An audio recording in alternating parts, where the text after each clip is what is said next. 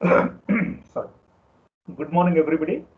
So today we'll begin with the first topic on computation of income, and the first topic is dealing with income from salary.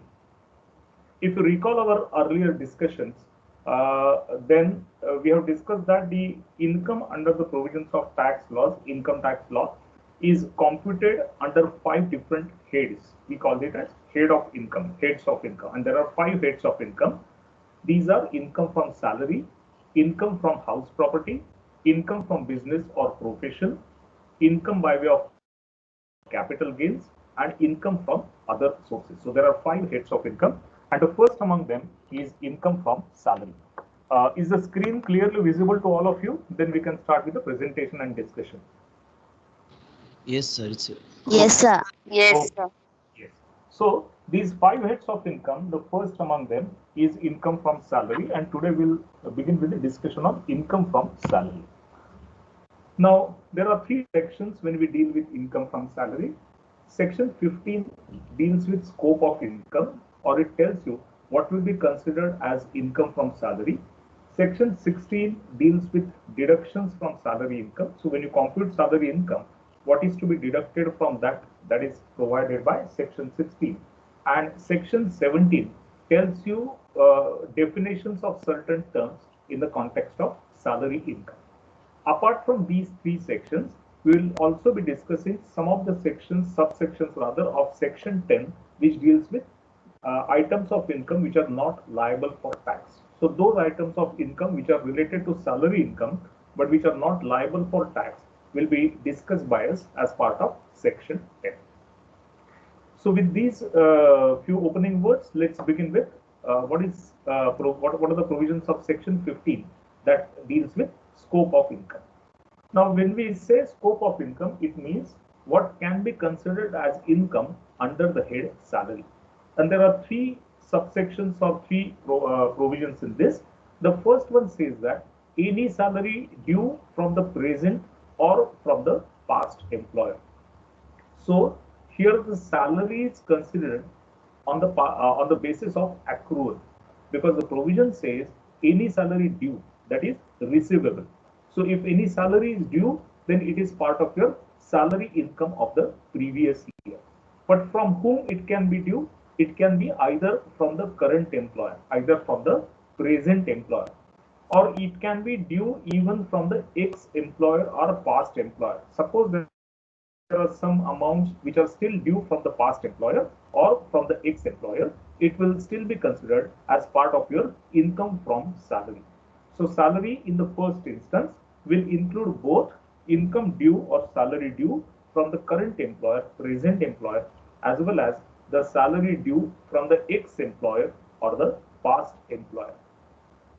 Then the second statement says any salary paid or allowed either by the present or by the past employer or by any other person on their behalf. If you compare these 2 statements, you will find that in the second statement there is an additional word or allowed, salary paid or allowed. So why the law is using the word allowed? That could be a question. So let us understand that. Salary paid refers to monetary component of salary which is paid in cash or cash equivalent, usually monetary payment. Whereas salary allowed means non-monetary benefits, we call them as perquisites, which are provided by the employer to the employee. So even value of such benefits which are non-monetary in nature, which are non-cash components of your salary, are also considered to be a part of salary when you compute the income from salary. And therefore the words used here are any salary paid, which refers to the monetary component of salary, or allowed, which refers to non-monetary, non-cash component of a salary. So second provision refers to salary paid or allowed. By whom? Either by the present employer or by the past employer. So if you receive any payment, because the words used are paid. So if you receive any payment either from the current employer or from the past employer, it is a part of your salary of the relevant previous year. Even if any benefits are extended, any facilities are provided by the employer to the employee, either by the present employer or by the past employer. Even value of such benefit, value of such non-monetary benefits will be included within the salary.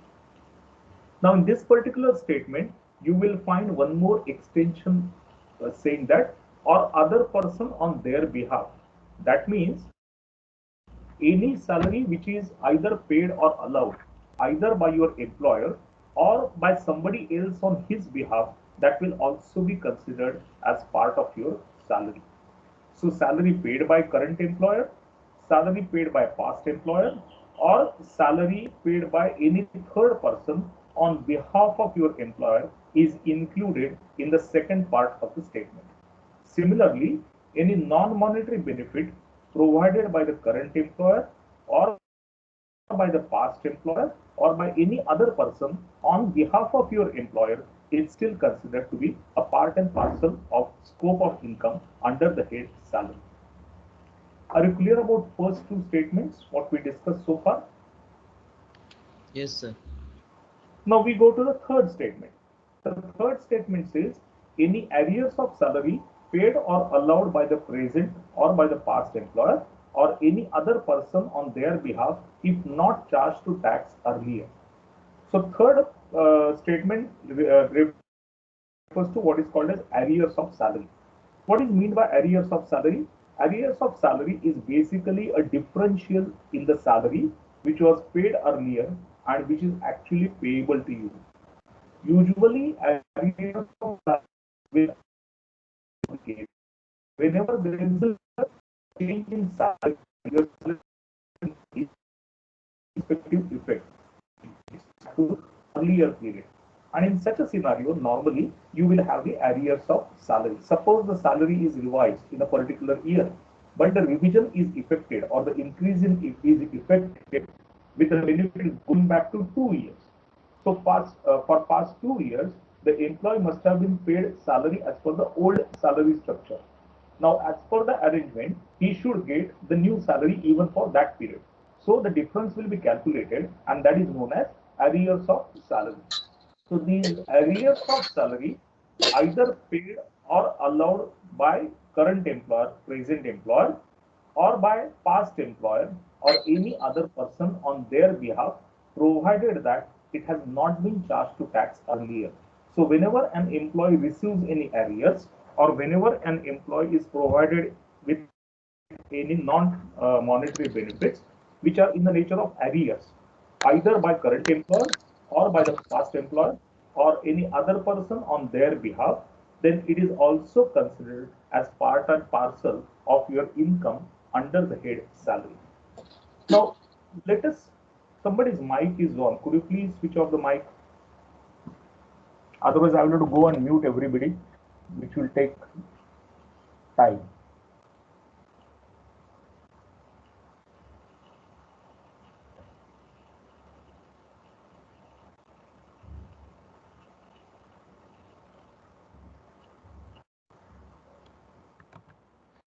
Okay.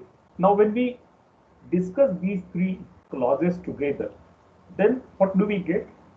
The first clause talks about salary on accrual basis. Salary due means salary on accrual basis. So if the salary is due or accrued or payable by the current employer or by the past employer, it is part and parcel of your salary income of the relevant previous year. If the salary is paid during the year or allowed means non-monetary benefits by whom? By the current employer or by the past employer or any other person during the previous year, then that is also considered to be a part of your income from salary. And a third part deals with difference in salary, which is in the nature of arrears, which are either paid or allowed during the previous year. And if it is not charged to tax in the earlier year, then it should be included in the income of the relevant previous year. So when we compute the income of relevant previous year to decide what should be included in salary income and what can be excluded from salary income, these guiding principles are essential. These guiding principles have to be kept in mind. Let me give you an example to sum up what we discussed till now. Suppose we are talking of financial year 2019-2020, financial year 1920. A person joins a company, let's say on 1st of October 2019. 1st October 2019, a person takes up a new job with a company. So company has offered him some amount of salary. Now, October, when he starts working, the salary for October will be usually paid, let's say by 1st or 2nd of November or by 7th of November, something of that sort, as per the normal arrangement. It is usually paid in the first week of next month. So he will receive the salary for October in the month of November. November he will receive in December, and like that it will continue till March. Now in the month of March, he would have received the salary for the month of Feb. So October, November, December, Jan and Feb. 5 months salary he has already received up to 31st March. I repeat, he joined the employer on 1st October 2019. As per the standard practice, the salary for the previous month is paid in the first week of next month. So till March, he received 5 months salary, that is October, November, December, Jan and Feb. Now, salary paid, the second clause will capture this amount of salary. Any salary paid to such person during the previous year. So he has received salary for those 5 months. So when you compute his income from salary, we have to consider this salary for 5 months. Now take the case of March. The March salary will be paid in first week of April, which goes in next financial year. So what happens to March salary? Should we include it in financial year 1920 or not? That could be a question. That question is answered by the first clause. First clause says salary due from the present or past employer.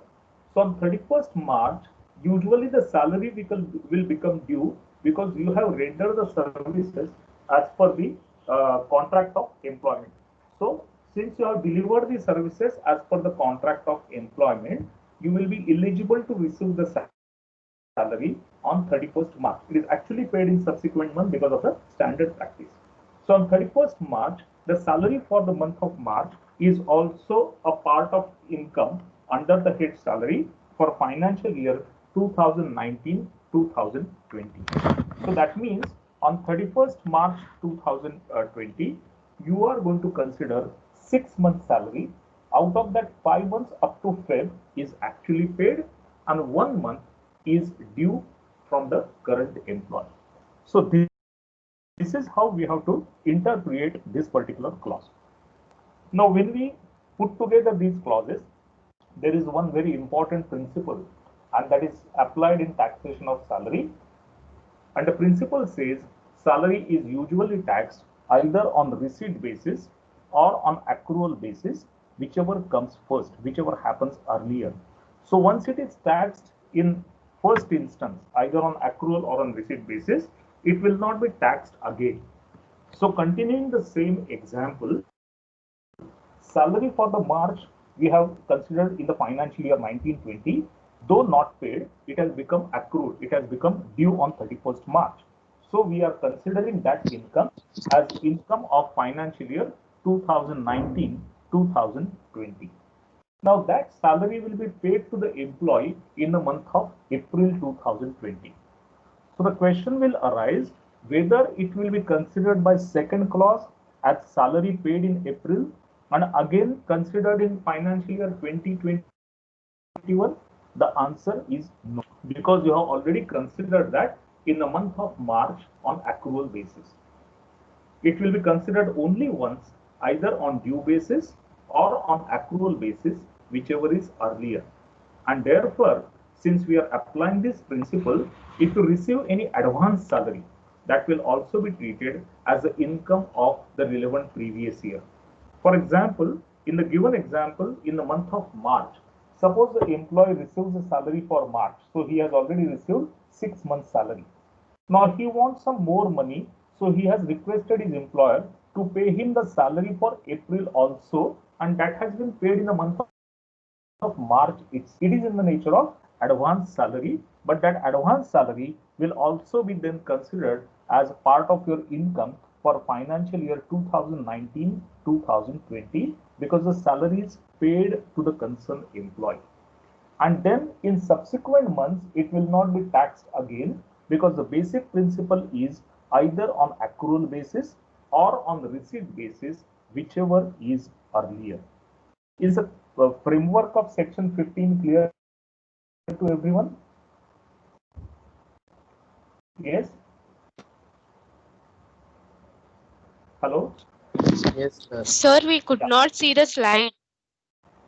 सबको नहीं दिख रहा है या only few of you are not able to see? Sir दिख रहा है.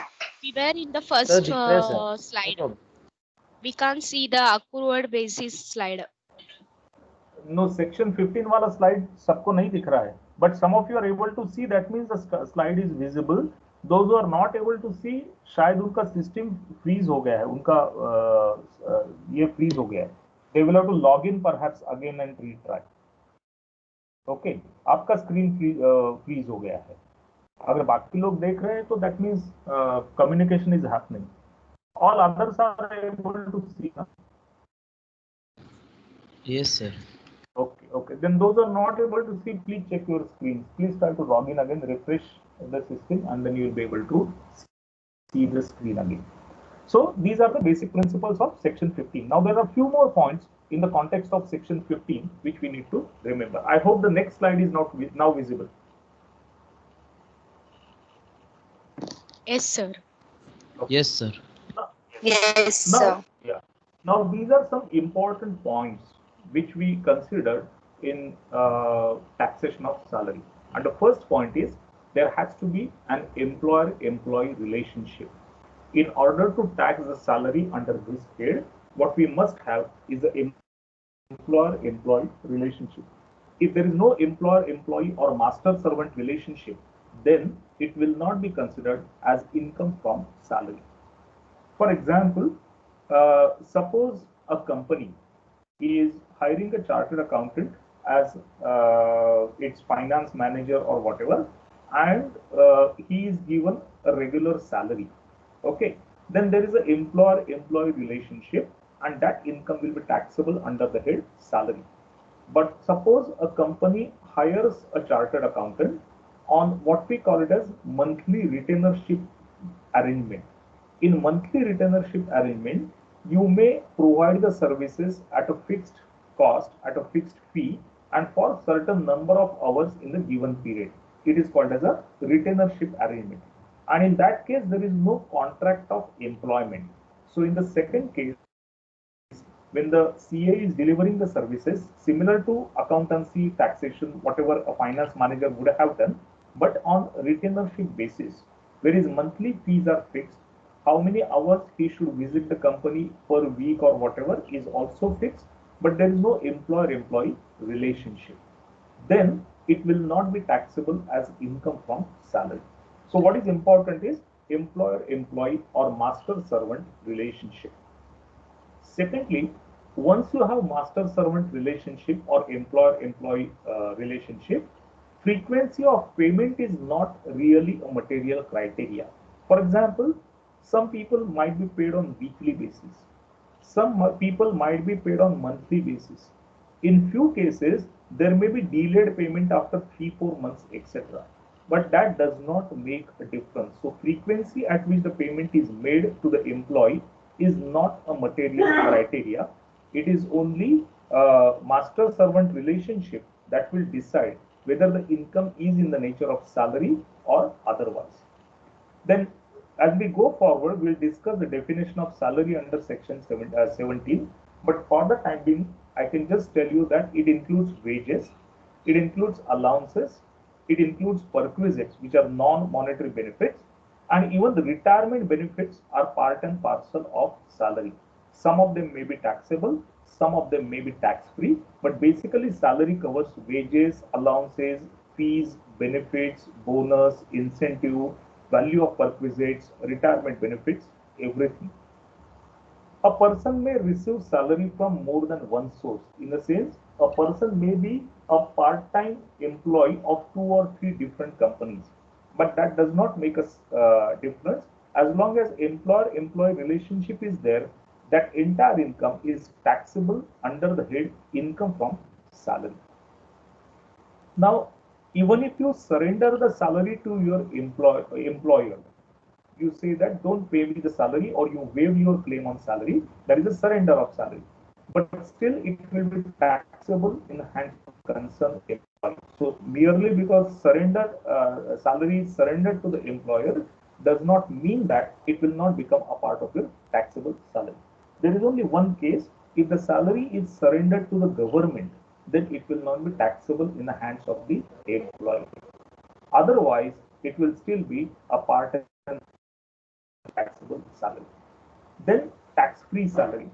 Now sometimes an employee gets tax-free salary. Tax-free salary in the sense that the burden of tax is borne by the employer. But then when the burden of tax is borne by the employer, it is treated as part of the taxable benefits or perquisites. So even though you are getting a tax-free salary, you are not facing the burden of tax. Whatever tax is paid on your behalf by the employer as per the arrangement is treated as part of your taxable benefit.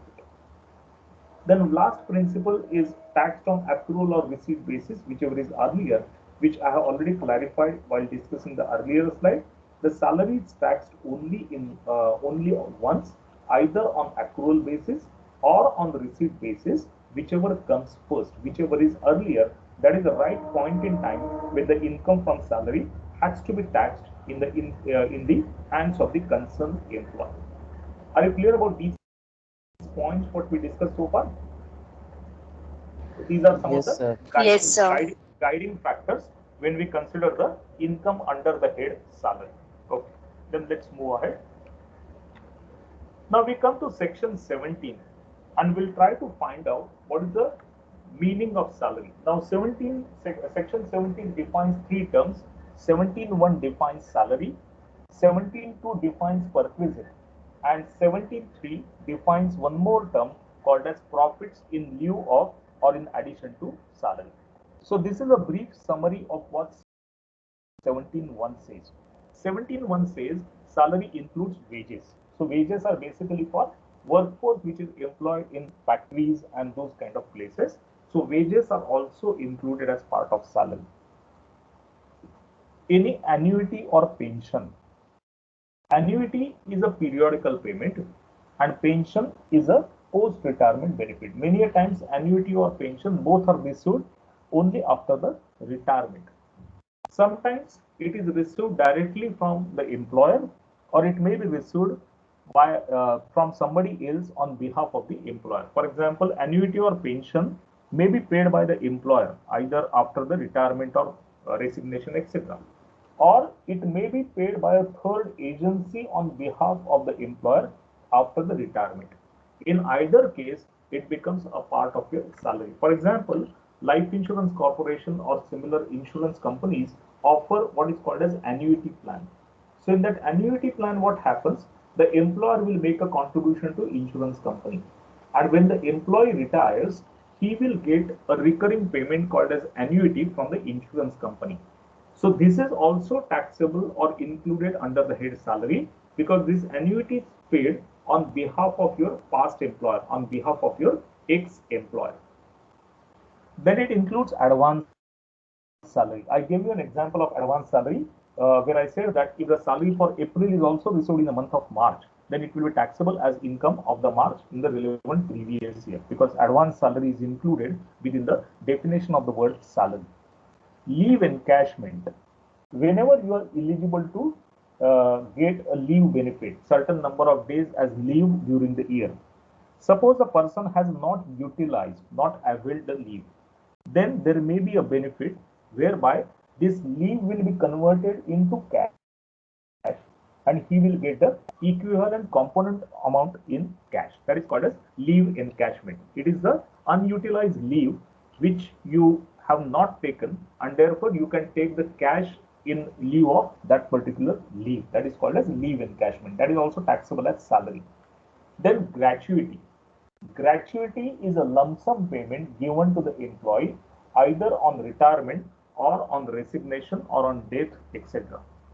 It is a lump sum payment and the main factor in calculation of gratuity is the length of past services. How many years, how long the person was employed in a concerned company, concerned entity, that will usually decide the amount of gratuity. So this gratuity is also considered as income under the head salary. Then items referred to in section 7.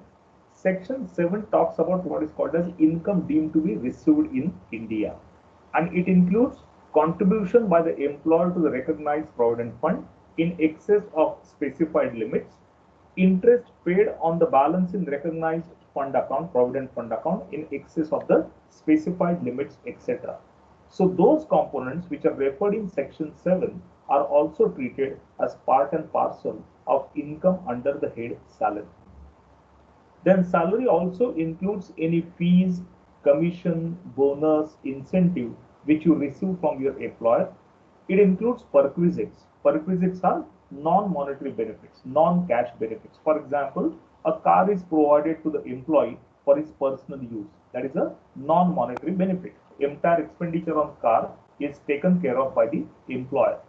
A house is provided by the employer to the employee. Either he pays a nominal rent or he doesn't pay the rent at all. This is again a perquisite. Some domestic servants like a cook or a housekeeping person is provided by the employer. It is again treated as a perquisite. So these are the benefits which are provided by the employer, and these are considered as part and parcel of income from salary. There are valuation rules. So these valuation rules will help to find out what is the value of a particular non-monetary benefit or a perquisition.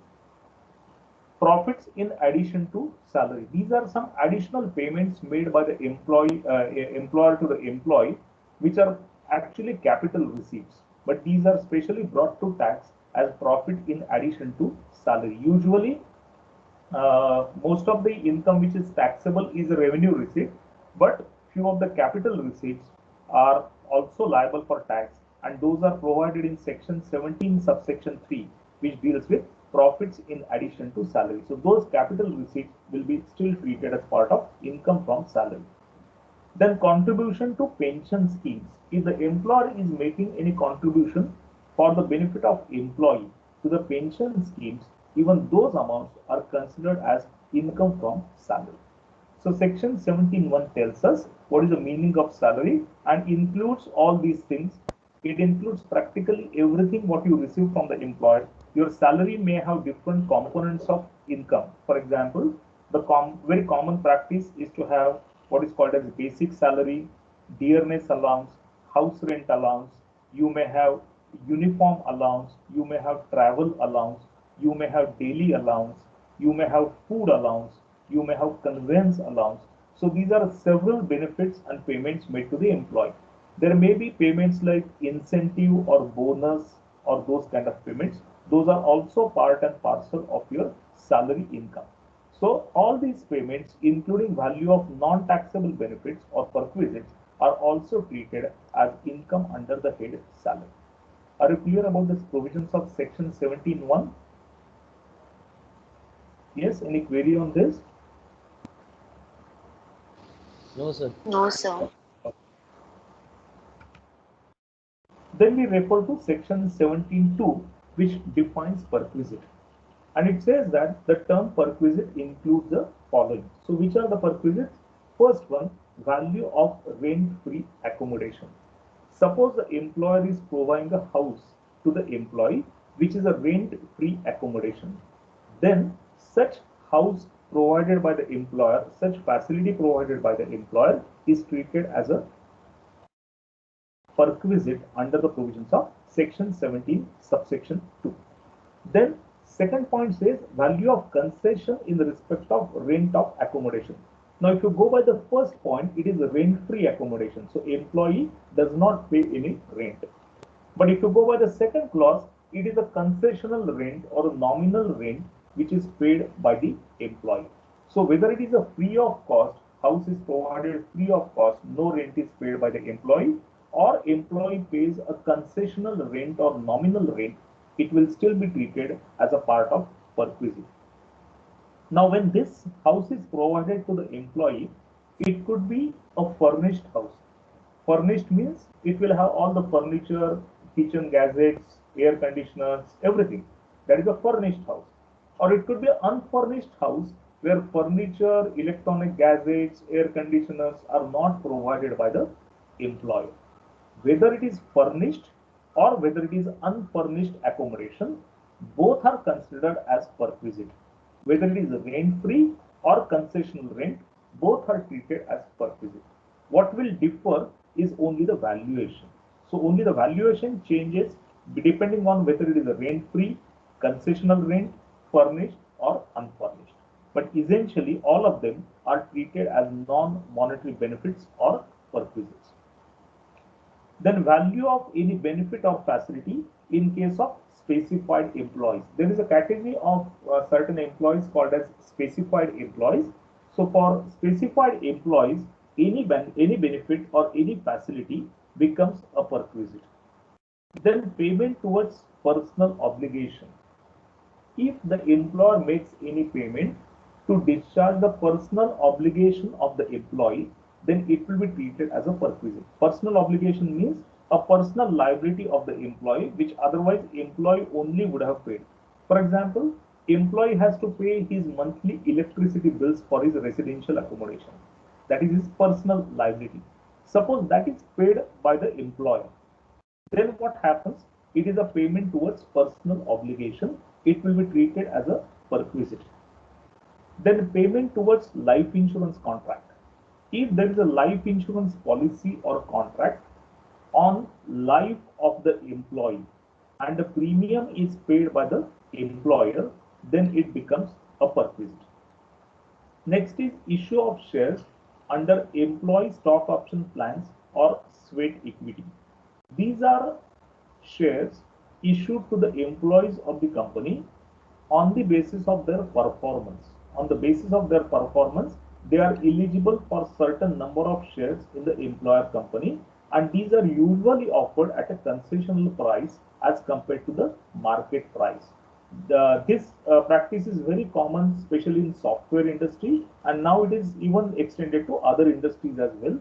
So whenever the employer has issued any shares under employee stock option plans or under sweat equity plans, then such benefits are also treated as perquisite. Then any contribution to approved superannuation fund, SAF, is a superannuation fund. Superannuation funds means a fund created for the retirement benefit of the employee. So if there is any contribution to the approved retirement benefit fund for the employee's welfare, and if the amount is in excess of prescribed limits, then that amount will be treated as a perquisite. And finally, value of prescribed fringe benefits. Income tax law has referred to some of the fringe benefits or additional benefits. There is a list of such benefits. So if those benefits are provided by the employer to the employee, then it will become a perquisite. After a few minutes, we'll discuss what these fringe benefits are. But basically, these are other benefits other than whatever is stated in this slide. So there may be few other facilities or benefits given to the employee. Those are also considered to be a part and parcel of the perquisites. Is the concept of perquisite under 17(2) clear to everyone? These Yes, are sir. basically non-monetary benefits, what we are referring to. Sir अगर employ ने gift दिया किसी employ को तो वो sir taxable होगा कि नहीं? Taxable gift from employees are taxable, वो फ्रिंज बेनिफिट में आएगा. Okay, any other query? Can we go to the next slide? Yes, sir. Okay. Yes, sir. Now we will discuss few of the benefits known as perquisite. Some of the perquisites, as I said, are taxable, but some of them are not taxable. One major exemption is in respect of medical facilities. Generally, medical facilities is not a taxable perquisite. So what kind of medical facilities are not taxable? One is hospital maintained by the employer. The employer is having his own hospital, and whenever required, the employees or their family members are given treatment in such hospital. The cost is incurred by the employer. It is not a taxable benefit or perquisite. Second facility could be reimbursement of hospitalization expenses. Whenever the employee needs, he can get admitted in a government hospital or a recognized hospital, or his family members can also be treated in a government hospital or a recognized hospital. He pays the bill and then employer reimburses that amount to the concerned employee, or even some cases employer will directly pay to the concerned hospital. But in either case, it is not treated as a taxable perquisite. Then third exemption is for medical insurance. The employer may take a medical insurance policy or medical benefit policy where the extension, the cover will be extended to the employees. So if employees require any hospitalization, they or their family members need any hospitalization, they will get the benefit under this particular policy. So medical insurance premium paid by the employer is also not treated as a taxable benefit. And the last one is a medical facilities provided abroad. In some cases, the employee may travel abroad to avail the medical treatment, and the cost is incurred by the employer. That is also not treated as a taxable benefit, provided certain conditions are satisfied. So only if those conditions are satisfied, hospitalization abroad, medical treatment abroad, where the cost is borne by the employer, hospitalization expenses are paid by the employer, is not treated as a taxable benefit. But that has to be on certain conditions. Some conditions are required to be fulfilled. Then we also have a list of few non-taxable benefits, non-taxable perquisites. So let us go through that list. Refreshments during working hours. It's a customary practice to provide tea or coffee or refreshments during the working hours. That is not treated as a taxable benefit.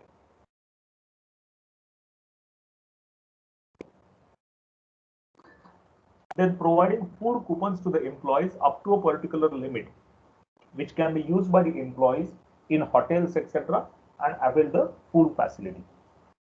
Use of telephones. Even if residential telephone bills are paid by the employer, it is usually not treated as a perquisite. Then payment of mobile bills is also not treated as a perquisite. Use of computers. Giving away laptops is very common. Okay, so that is not treated as a perquisite because that is required for your employment purpose, and therefore use of computer by this way is not a perquisite. Health club and sport facilities for a group of employees is not treated as a taxable perquisite.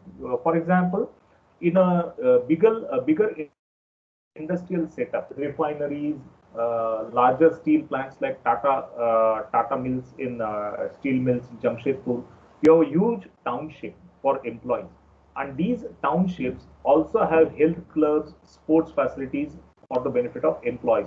Those who are in Chembur, they might be aware of this. RCF, all these refineries, they are providing health club and sport facilities in their complexes, in their colonies. Okay, so these are not treated as taxable benefit. Group transport facility. Sometimes the group transport facility is provided by the employer to the employee.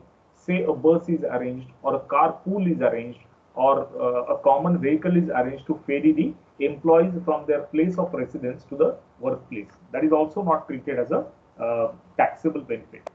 Car facility only if for official purpose, only for office use, is not treated as a taxable perquisite. Attending training seminars, etc. Whenever training or those facilities are attended by the employee and the payment is made by the employer, the cost of training is borne by the employer, that is not treated as a taxable benefit. Business travel. Many times employees have to travel for the purpose of their company's business or company's work purpose, and in that case that travel cost is paid by the employer. Hotel stay, travel, everything is paid by the employer, and that will not be treated as part of your taxable benefit. Sale of goods at a concessional rate. Sometimes wherever you are working, you may get a benefit by purchasing the goods manufactured by your employer with some concession. So that value of concession is not treated as a taxable benefit. Group insurance. Many times employer takes group insurance, life insurance or personal accident insurance for the benefit of employees. That is not treated as a taxable purpose. common recreational facilities, even common recreational facilities for a group of employees like auditoriums, etc., which are provided in large residential complexes or those kind of establishments, is not treated as a taxable benefit or a taxable perquisite. So these were some of the examples of non-taxable benefits.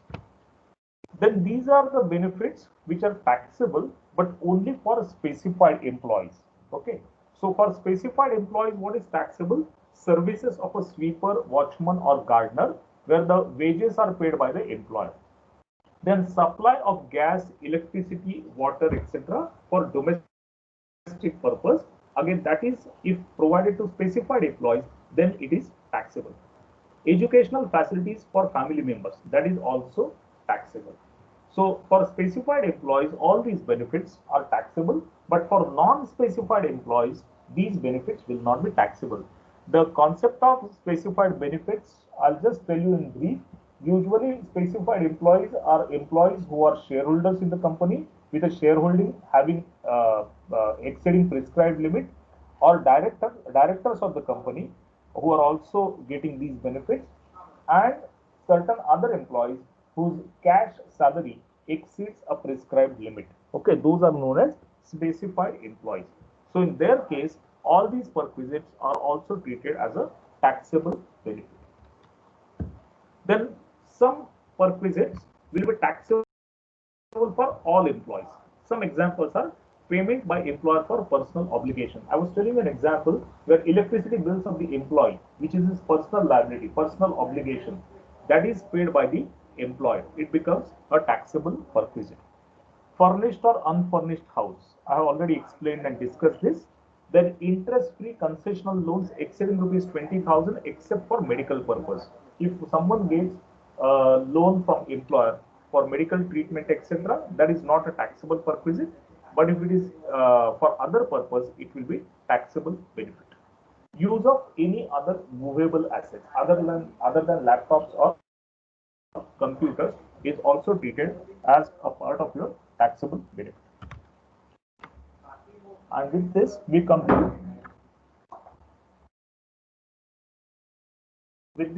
to section 17, subsection 3, that deals with profits in addition to salary or in lieu of salary. Now, 17.3 basically refers to some capital receipts, and capital receipts are usually not liable for tax. These are liable for tax only when a specific provision says that these are liable for tax, and 17.3 is one such provision which talks about capital receipt. First is compensation on termination of employment or modification of terms and conditions related to the employment.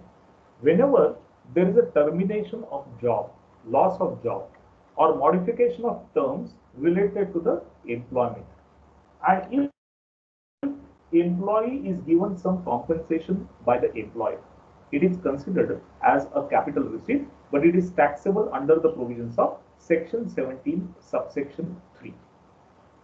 Then payment from retirement benefit funds. Whenever the employee receives any payment under retirement benefit funds, from retirement benefit funds, it is also considered as profits in addition to salary under 17.3.